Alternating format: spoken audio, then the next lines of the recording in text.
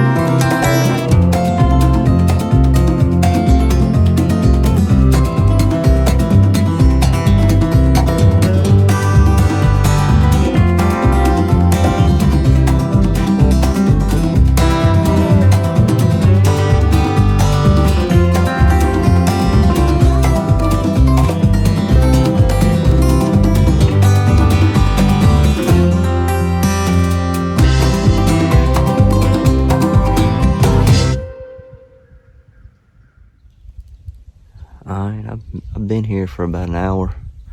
Wasn't no boring sit.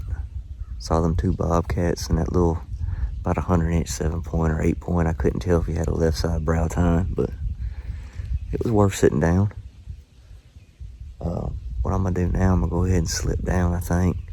I got the camera right over here on this clear cut, and I just put it out just to have it out because I knew it wasn't gonna take no pictures in my backpack or inside my truck, so. But it ain't got no pictures hardly. So what I'm gonna do is go get it and hopefully find a scrape or something in these trees behind me and put it on that. Let's see if we can find something. I need to try to find a buck worth hunting.